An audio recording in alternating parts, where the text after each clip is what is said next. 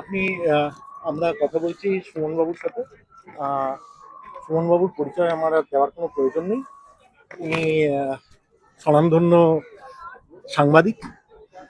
আমরা এখন সুমনবাবুর কাছেই জানতে চাইবো যে আপনি তো ভেতরে ছিলেন, সরসংঘ চালকের বক্তৃতা শুনলেন। আপনার শুনে কি মনে হলো, কি লাগলো, এবং এই যে শতবর্ষের আমাদের কার্যক্রম, এই বিষয়ে আপনার কি মতবাদ? দেখুন, একটা সংগঠনের বয়স 100 বছর হয়েছে, এটা তো চারটিখানি কথা নয়। বহু সংগঠন হয়, তারপরে তারা এত দীর্ঘজীবী হয় না। আর আরএসএস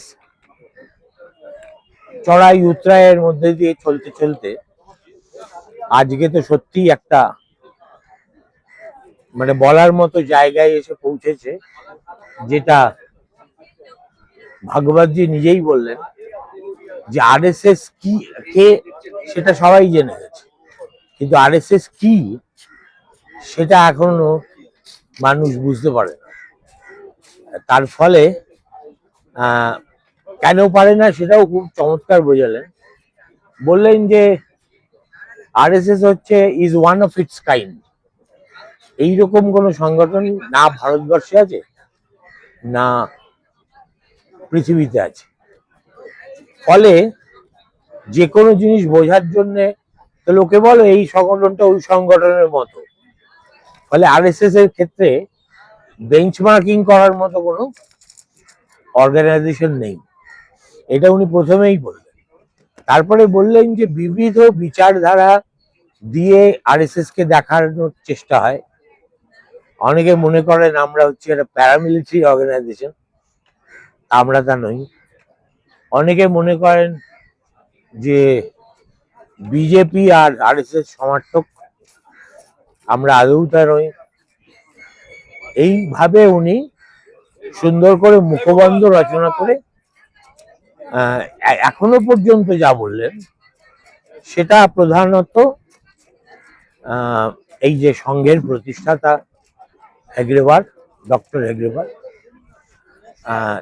তার শৈশব, তার পথ চলা, তার সাহস, এবং তিনি কেন আরএসএসটা করেছিলেন। এবং বললেন হেগড়েবার এমন একজন মানুষ যিনি তৎকালীন সমস্ত বিচারধারায় সক্রিয়ভাবে অংশ নেওয়ার পর তার মনে হয়েছিল যে আমরা তো স্বাধীন হলাম, আমরা কোনো মতে স্বাধীন হলাম, কিন্তু আবার পরাধীন হব না তার গ্যারান্টি। সুতরাং একটা জাতিকে যদি আবার পরাধীনতার হাত থেকে বাঁচাতে হয়, তাহলে সমাজের চরিত্র বদলাতে হবে।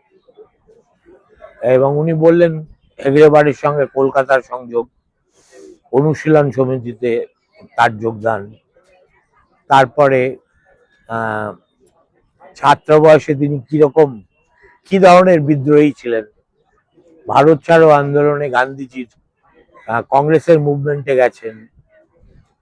সব মিলিয়ে যারা একেবারেই কিছু জানে না তাদের পক্ষে এটা খুব ইলুমিনেটিং। আর ভিতরে কতজন সঙ্গের লোক ছিল, কতজন বাইরের আমি জানি না। আমি যেমন আমার এত দীর্ঘ জীবনে আমি কোনোদিন কোনো আরএসএস এর প্রোগ্রামেই আছি, এটা বলতেও আমার কোনো দ্বিধা নেই। আজকেই প্রথম এলাম, এসে সত্যি কথা বলতে কি প্রায় ঘন্টাখানেক আমি মন দিয়ে শুনেছি, তারপর ঘুমিয়ে পড়েছিলাম। এই হচ্ছে ব্যাপার। ঠিক আছে।